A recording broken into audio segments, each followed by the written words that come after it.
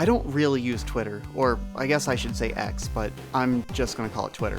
I made an account in 2009, and not even really sure why I joined. I don't follow any celebrities, or companies, or anyone, and I've made a total of less than 10 tweets, or X's, over the years. I don't really like Twitter. I think it does more bad than good for the world, and it always has. But I have found an interesting niche use for it, discovering indie games. During the couple of times per month that I log in, I go straight to the search bar and search for posts by hashtag, indie dev, game jam, screenshot Saturday, etc. And you can find some really cool stuff that way. Various projects in various states of development, anything from beginners showing the end product of a tutorial that they followed, to highly polished, fully released game. This has led to a bunch of TBA release date games being added to my Steam wishlist, and one such game was I, Dracula Genesis. I can't remember exactly when I added it to my wishlist. Steam does keep track of added dates until you make a purchase, and then that information is gone forever unless you commit it to memory. But I'd say maybe around 2 years ago, I believe it had already been released through the Early Access program. I wasn't really following development. Like most games I find this way, I just thought, oh, that looks cool, I'll wishlist it so I don't forget about it. And then I just kind of forgot about it. It wasn't until recently that I was once again browsing indie games on Twitter when I came across Doomsday Hunters.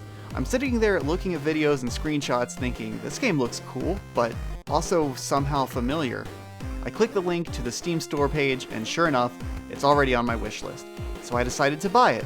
Well, first I Yarmadied it, and it ran unbelievably well on emulation, so kudos to the devs for the Switch optimization. I liked it so much that I bought the Steam version, and now here we are. At the risk of making myself look even stupider, it still didn't click that this game, Doomsday Hunters, was the same game I had stumbled upon years earlier called I, Dracula Genesis, until I started playing the game and watched the intro cutscene, which mentions Dracula a lot. Apparently, the game had undergone a name change shortly before full release. Why the name change? Well, the only official statement in a devlog says that Doomsday Hunters much better characterizes what the game is about. But I feel like maybe a trademark issue arose. I mean, I, Dracula just sounds like some kind of big media franchise. Apparently there are books written with that title already. But on that note, there is a bit more history to that name, I, Dracula. See, back in 2009, Apple products were all the rage. You had your iMac, iBook, iPhone, iPad, iPod, iTunes, you get the idea. And it was trendy to prefix nouns with the letter I to make them sound techy and modern in a vaguely related to Apple type way. It was a weird and somewhat annoying cultural phenomenon. The I, prefixed this way, became so synonymous with Apple that Apple actually tried to trademark the letter I. This trend probably influenced the naming of a 2009 iOS game called I, Dracula. This was a vampire-themed twin-stick shooter and has since faded into obscurity, but from what I can gather was extremely popular when it came out. Interestingly, it was ported to the PSP, where it also dropped the I, Dracula name, instead just called Dracula Undead Awakening. This version was also released as WiiWare and DSware. Anyway, the developers of I, Dracula would later work on a spiritual sequel of their game called I, Dracula Genesis, a 9-year passion project that would eventually release on July 20th, 2023 as Doomsday Hunters. This is a top-down roguelite twin-stick shooter. But is it just another top-down roguelite twin-stick shooter? Well, right away you might notice that this is graphically a step above the usual fare, and that's definitely what caught my attention. Beautiful pixel art sprites and backgrounds. There's a retro shader turned on by default. Now I'm all for 90s CRT aesthetics, but I don't think this looks good applied to modern games on modern TVs, so I turned that off, but that's personal preference. This game borrows from others in the genre, such as Nuclear Throne, Enter the Gungeon, and The Binding of Isaac.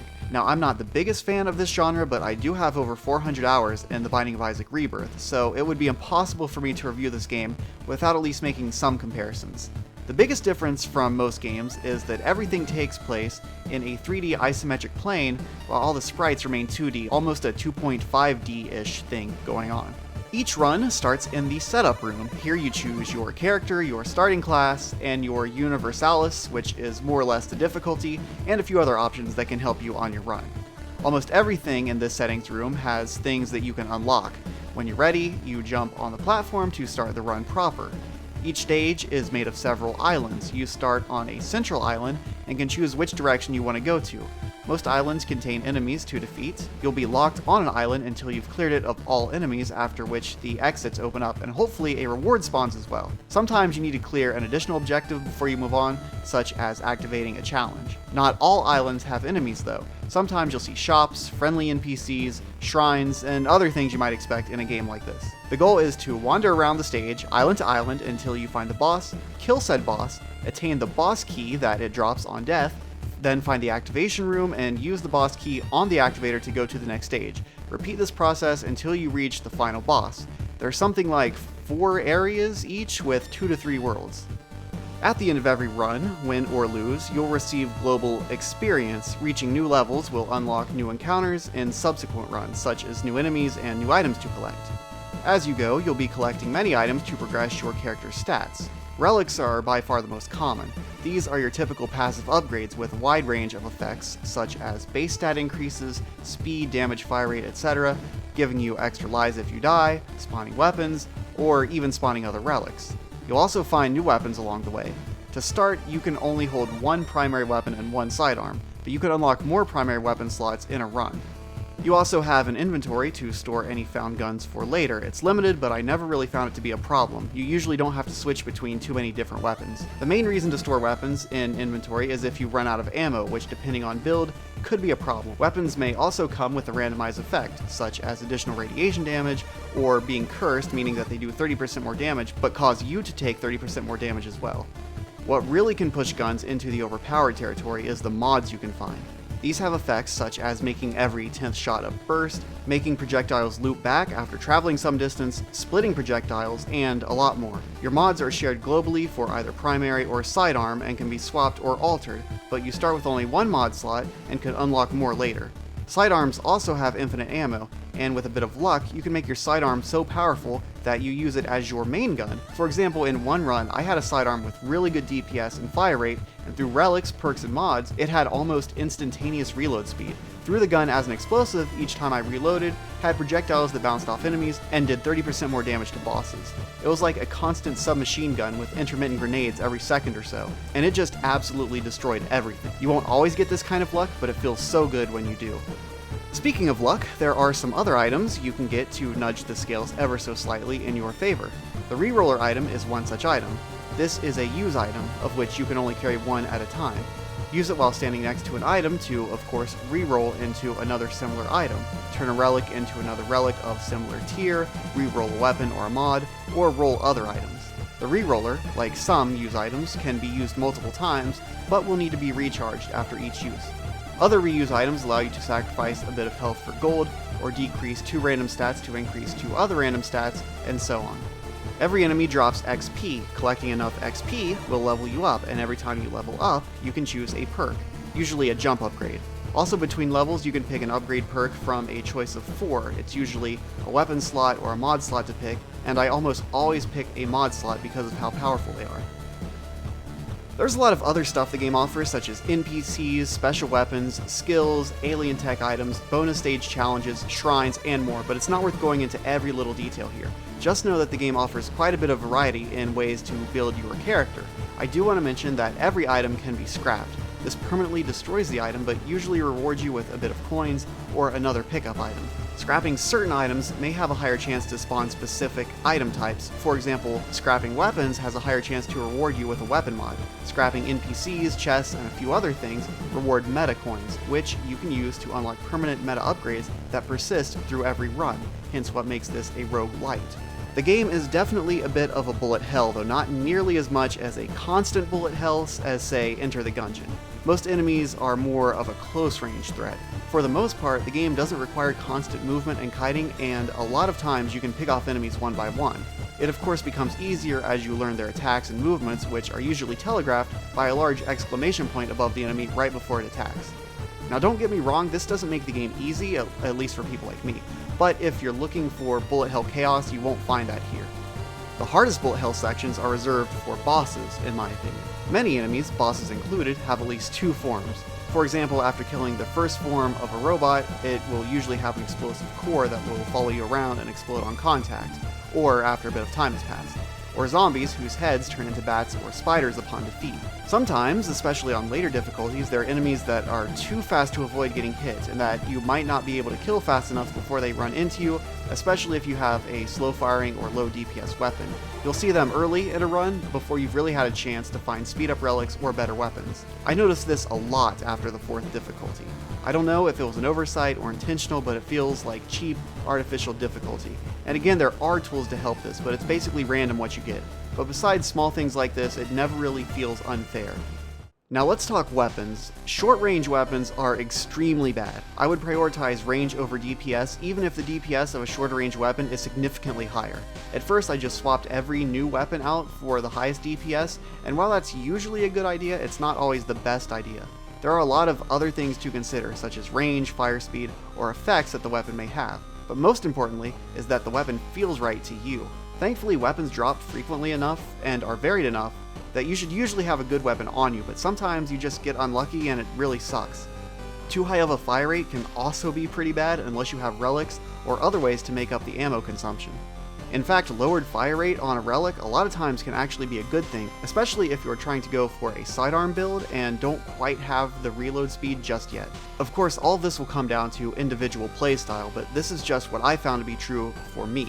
In fact, my favorite weapon type is the minigun, as even though it has a really high fire rate, it seems to generate ammo quick enough to replenish it, and of course a few relics can help with that.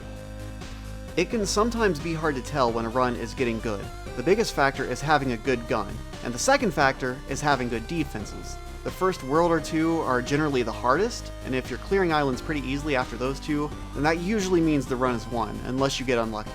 As with these types of games, you'll eventually learn little optimizations to increase your chances of success. You might have to choose whether to take on the boss now, or chance clearing more islands for better gear.